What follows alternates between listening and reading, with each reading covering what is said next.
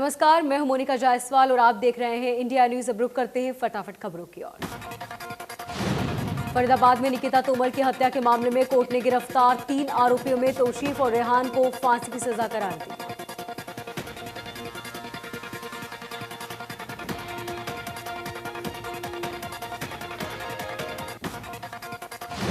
मामले में अजरुद्दीन को बरी कर दिया गया है। बता दें कि फास्ट ट्रैक कोर्ट में चली मामले की सुनवाई 20 अक्टूबर को निकिता की गई थी हत्या। 150 दिन के अंदर मामले पर फैसला सुनाया गया।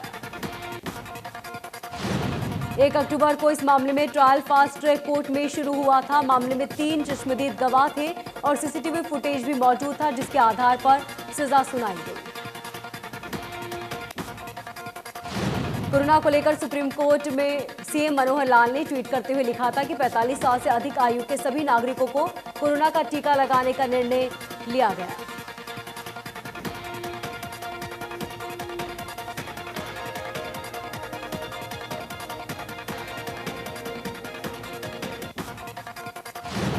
हाईकोर्ट ने मुख्यमंत्री तीरथ सिंह रावत के उस फैसले की निंदा की जिसमें उन्होंने बिना टेस्ट के ही कुंभ में आने की इजाजत दी थी। कुंभ मेले को लेकर जनहित याचिका की सुनवाई होते हुए हाईकोर्ट ने निर्देश दिया कि केंद्र और राज्य सरकार की जारी गाइडलाइंस को सख्ती से पूरा किया जाए।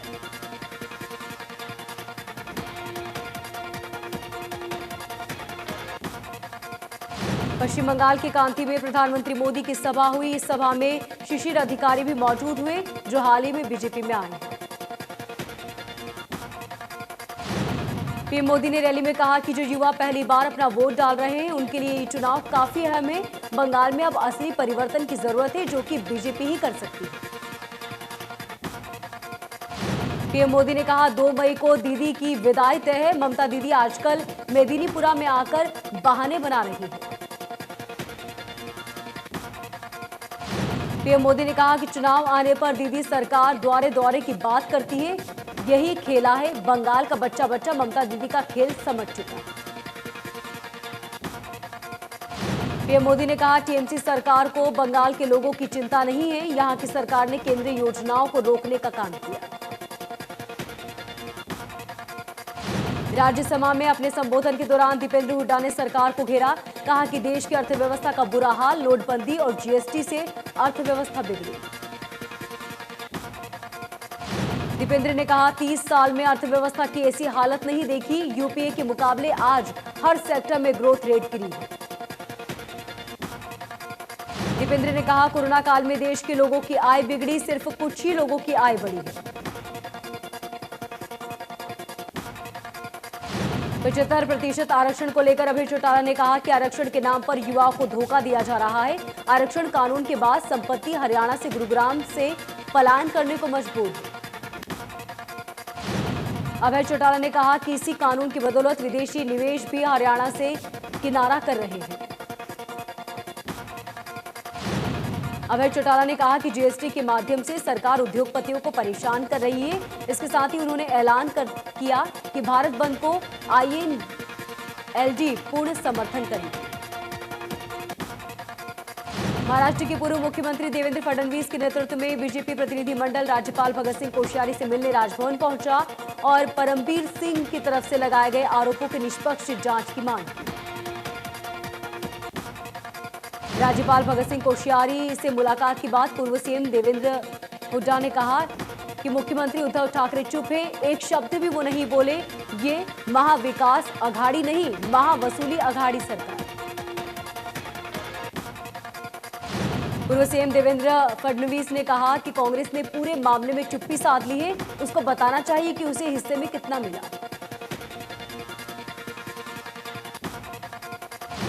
देवेंद्र फडणवीस ने कहा कि अगर मुख्यमंत्री ने चुप्पी साध ली है तो संवैधानिक प्रमुख होते हुए राज्यपाल को अपनी जिम्मेदारी निभानी चाहिए।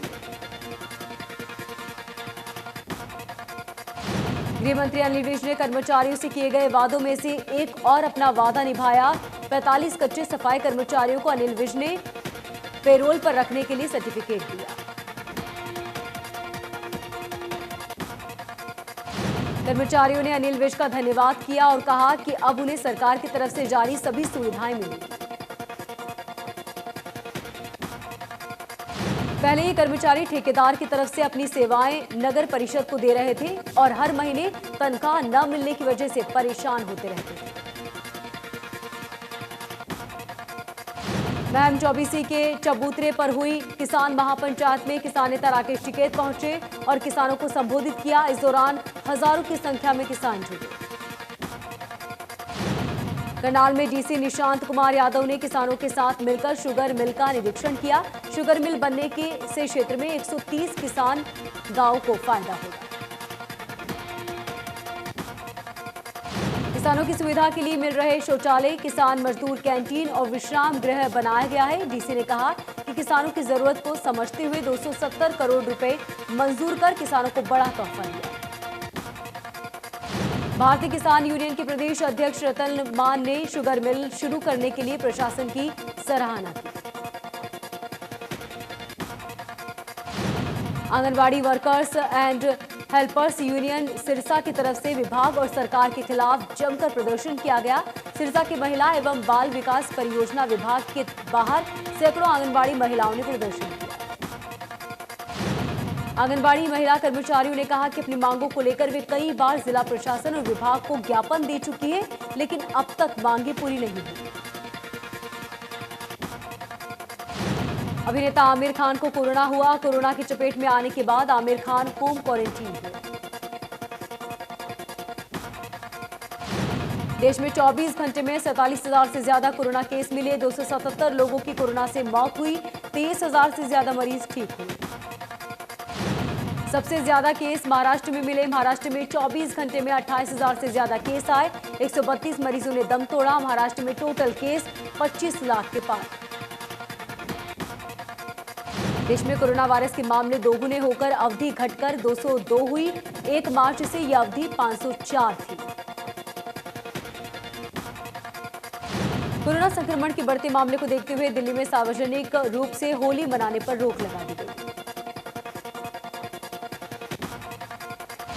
आदेश के मुताबिक सार्वजनिक जगहों पर होली, शब बारात और नवरात्रि की मनाने पर रोक लगाई गई।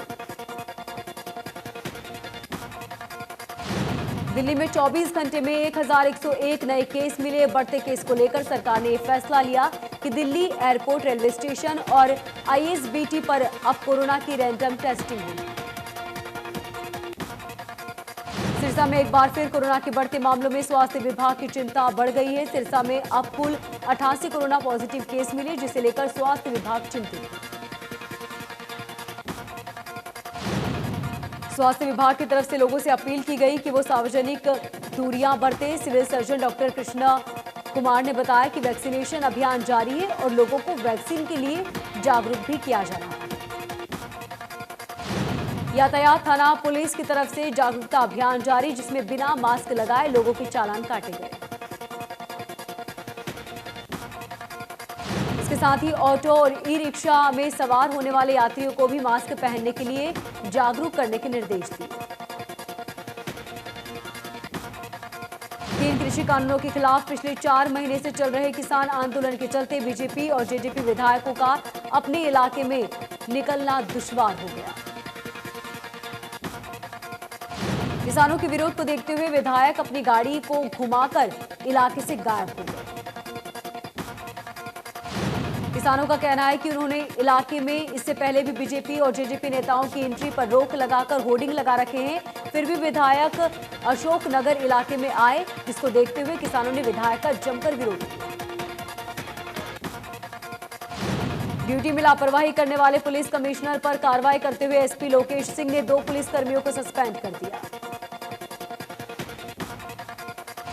मुंशी पर पुलिस रेड की सूचनाएं लीक करने के आरोप में कार्रवाई की गई। बताया जा रहा है कि गैर कानूनी कार्यों में लिप्त लोगों पर रेड के लिए पुलिस प्लानिंग तैयार कर रही थी।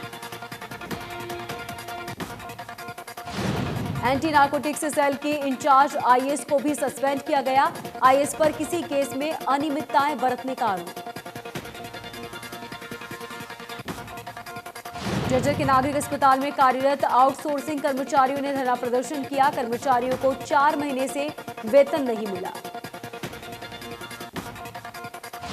कर्मचारियों का कहना है कि वो अधिकारियों से मिल चुके हैं। अधिकारियों की तरफ से उन्हें भरोसा दिया गया, पर अब तक वेतन नहीं मिला।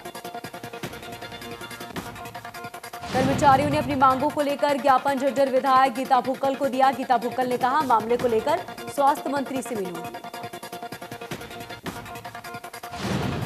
भिवानी में राष्ट्रीय मजदूर कांग्रेस ने बढ़ती महंगाई, कृषि कानूनों और मजदूरों को अलग अलग मांगों को लेकर रोष जताया और राज्यपाल के नाम उपायुक्त को ज्ञापन दिया। इंटक सचिव ने बताया कि असंगठित मजदूरों को कोई पंजीकरण नहीं हो रहा, इसके अलावा युवा बेरोजगार होता जा रहा है और पब्लिक सेक्टर को बेचा जा रहा है। चरखी दादरी की नई सब्जी मंडी में 26 मार्च को संयुक्त किसान मोर्चा के आह्वान पर भारत बंद को सफल बनाने के लिए मीटिंग की गई। मीटिंग में भारत बंद को सफल बनाने के लिए रणनीति बनाई गई। हरियाणा सब्जी मंडी एसोसिएशन के प्रधान का कहना है कि एसोसिएशन भारत बंद को समर्थन देता है और इसे सफल बनाने के लिए व्यापारियों को दिशा निर्देश दिए गए। कोरोना के प्रकोप और बढ़ते प्रदूषण को देखते हुए सरकार ने अंबाला में गोविंदपुरी शमशान घाट में पिछले साल दाह संस्कार के लिए एलपीजी संचालित इलेक्ट्रॉनिक मशीन लगाई, लेकिन अब तक उस मशीन से एक भी दाह संस्कार नहीं हुआ। शमशान घाट का संचालन करने वाली खत्री सभा की जागरूक करने के बावजूद भी लोग इस मशीन से दाह संस्कार नहीं करते। मिथिला में खेल मंत्री संदीप सिंह और विधायक नयनपाल रावत ने पैरा कमांडो शहीद की प्रतिमा का पुष्प अर्पित कर स्टेडियम का दौरा किया। खेल मंत्री ने कहा कि वो मुख्यमंत्री का मैसेज लेकर गांव अटाली आए और अब गांव में बने इस स्टेडियम का नाम शहीद संदीप सिंह के नाम पर रखा जाएगा। संदीप सिंह को सौगात देते हुए कहा कि स्टेडियम को खेलों के लिए आधुनिक तरीके से डेवलप किया जाएगा।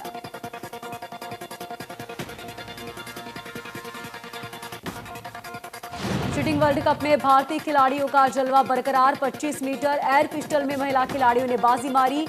चिंकी यादव गोल्ड, रानी को सिल्वर, जबकि मनु को ब्रॉन्ज जीता। सोनीपत के राय थाना के पीछे एक शख्स की पीट-पीट कर हत्या कर दी गई। बताया जा रहा है कि मृतक कबाड़ी का काम करता था। वारदात की सूचना मिलते ही पुलिस मौके पर पहुंची। पुलिस ने मामला दर्ज कर लिया, लेकिन अब तक आरोपी का तलाश नहीं हुई। पुलिस की माने तो आरोपी को जल्द ही गिरफ्तार कर लिया जाएगा। कोरोना के बढ़ते मामले को लेकर सीएम मनोहर लाल ने कहा कि कोविड-19 के बढ़ते मामलों को गंभीरता से लेते हुए राज्य सरकार ने कोविड-19 प्रबंधन की तैयारियों को तेज कर दिया। सीएम ने कहा कि टेस्टिंग सुविधा बढ़ाने, कॉन्ट्रैक्ट ट्रेसिंग, क्लिनिकल मैनेजमेंट पर अधिक ध्यान देने के साथ साथ जन जागरूकता गतिविधियों को भी बढ़ाया जा रहा है। साथ ही उन्होंने जानकारी देते हुए कहा कि प्रदेश में अब तक 7.50 लाख लोगों को टीका लगाया गया। कैथल में एक बार फिर कोरोना केस पीक पर पहुंचा। जिले में 24 घंटे में 50 नए केस सामने आए। कोरोना संक्रमण से बचाव के लिए लगाई जा रही वैक्सीन का स्टॉक भी खत्म हो रहा है। जिले में वैक्सीन का स्टॉक अब 1355 बचा। 50 पॉजिटिव केस मिलने के बाद जिले में कुल संक्रमितों की संख्या 4365 हो गई। पिछले 15 दिनों में 290 नए केस सामने आए। करनाल मेरठ रोड के सामने बन रहे शुगर मिल के स्टॉक में चोरों ने लाखों रुपए के पुर्जे चोरी कर फरार हो गए। नई शुगर मिल में लगने वाले लाखों रुपए की कीमती सामान स्टॉक में रखे हुए थे। अज्ञात चोरों ने स्टॉक में निशाना बनाते हुए चोरी की वारदात को अंजाम देकर फरार हुए। सोहना नगर परिषद विभाग ने बरसाती पानी को संरक्षित रखने के लिए पहल शुरू की, जिसके लिए विभाग ने कंसल्टेंट की नियुक्ति कर ली। रिपोर्ट सौंपने के बाद 1 महीने का समय निर्धारित किया गया। सोहना और रायसीना अरावली क्षेत्र के अंतर्गत आते हैं, जहां बरसाती मौसम में पानी काफी बेकार जाता है।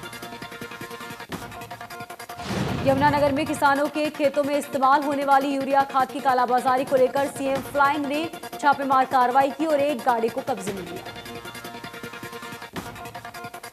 सीएम फ्लाइंग ने जिस गाड़ी को कब्जे में लिया था उसकी नंबर प्लेट बदली गई थी, ताकि खाद मालिक और गाड़ी के मालिक का पता न चल सके। भिवानी में तेज आंधी के वजह से भारी नुकसान हुआ। तेज आंधी के कारण रामनगर कॉलोनी की बूस्टिंग स्टेशन और पेड़ गिर गए। बताया जा रहा है कि क्षेत्र में 1-2 दिन के लिए सप्लाई बाधित हो सकती है। हादसे के दौरान कर्मचारी लंच पर गए थे, जिसकी वजह से बड़ा हादसा टल गया। पंचकुला के सेक्टर 20 के मार्केट में शोरूम के बेसमेंट में युवक की डेड बॉडी मिली। सूचना मिलते ही मौके पर पहुंची पुलिस। डेड बॉडी 4 से 5 दिन पुरानी बताई जा रही है। एसएचओ ने बताया कि युवक मार्केट में टेंट सिलने का काम करता था और उत्तर प्रदेश का रहने वाला था। कैथल में जमीन की फर्जी एनओसी तैयार करके बैंक से लोन लेने के आरोपी को पुलिस ने गिरफ्तार किया। सिरसा में बिजली उपभोक्ताओं के 7 लाख रुपए की साइबर ठगी का मामला सामने आया। दिल्ली के एक शख्स को बैंक अकाउंट हैक कर उससे फ्रॉड किया गया था, जिसकी शिकायत पर 19 नवंबर को की गई। दिल्ली पुलिस सिरसा के शहर पुलिस थाने में पहुंची और इस मामले में जुड़े 3 जिन लोगों को बिजली हैक की गई थी उनसे पूछताछ की गई। सभी लोगों से पूछताछ की जा रही है। पुलिस की माने तो इस फ्रॉड में जिसका भी नाम सामने आया उस पर कानूनी कार्रवाई की जाएगी। नेपाल से हरियाणा और दिल्ली में अफीम सप्लाई करने वाली अंतर्राष्ट्रीय गैंग की महिला सप्लायर को हांसी पुलिस ने गिरफ्तार किया। पुलिस के मुताबिक गिरफ्तार की गई महिला नशा तस्करों के लिए एक बड़े अंतर्राष्ट्रीय गैंग की मुख्य सदस्य है, जिसकी तलाश कर रही थी पुलिस। हांसी पुलिस ने बीते 4 किलो अफीम सहित युवकों को नारनौल से गिरफ्तार किया। मामले में पुलिस ने जांच की तो पाया कि नेपाल से भी तस्करों के तार जुड़े हुए हैं। फतेहाबाद के एक सरकारी स्कूल में घुसकर शिक्षक की हत्या के मामले में पुलिस ने 3 लोगों को गिरफ्तार किया। आरोपियों ने शराब के धंधे में वर्चस्व और दहशत बनाने के लिए वारदात को अंजाम दिया था। बताया जा रहा है कि शराब के ठेके में धंधे में भी संलिप्त था। पलवल पुलिस ने मारपीट और चोरी की कोशिश सहित अलग अलग मामलों में 2 आरोपियों को गिरफ्तार किया। एक आरोपी को अदालत में पेश किया गया। दूसरे आरोपी को अदालत के आदेशानुसार न्यायिक हिरासत में भेज दिया गया है। सिरसा नारकोटिक्स कंट्रोल ब्यूरो की टीम की तरफ से झारखंड के रहने वाले 5 लोगों से 5 किलो अफीम बरामद की। पुलिस ने 5 के खिलाफ केस दर्ज कर लिया। जानकारी देते हुए डीएसपी संजय कुमार ने बताया कि उन्हें आरोपियों के खिलाफ सूचना मिली थी, जिसके आधार पर कार्रवाई की गई। यमुनानगर में 6 साल की मासूम के साथ दर्दनाक मौत हो गई। बच्ची स्कूल बस से नीचे आ गई, जिसकी वजह से उसकी मौत हुई। एलकेजी में पढ़ने वाली दहिया पब्लिक स्कूल की छात्रा को छुट्टी होने के बावजूद स्कूल बुलाया गया था और जब स्कूल बस से वो घर पहुंची तो ड्राइवर की लापरवाही की वजह से बस के नीचे आने से उसकी मौत हो गई। पलवल में जमीनी विवाद के चलते 12वीं की छात्रा की तेजधार हथियारों से हत्या कर दी गई। मामले में आरोपी गिरफ्तार। पुलिस ने मात्र 36 घंटे के अंदर ही आरोपी को गिरफ्तार कर लिया। पुलिस ने आरोपी के कब्जे से वारदात में इस्तेमाल किए गए चाकू भी बरामद किए। सिरसा के गांव रूपाड़ा चट्टान में सतबीर सिंह नाम के शख्स की हत्या के मामले में पुलिस ने 2 लोगों को गिरफ्तार किया। दोनों को कोर्ट में पेश किया गया। पुलिस के मुताबिक प्रेम प्रसंग के चलते सतबीर की हत्या की गई। सुमन का अपने जेठ के साथ काफी दिनों से प्रेम प्रसंग चल रहा था, जिसके चलते सतबीर की हत्या की गई। जज्जर के गांव खोरड़ा में बीते दिनों एक अखाड़े में युवा पहलवान की गोली मारकर हत्या कर दी गई थी। पुलिस ने मामले का खुलासा करते हुए 2 आरोपियों को गिरफ्तार किया। हालांकि मुख्य आरोपी अब भी फरार है।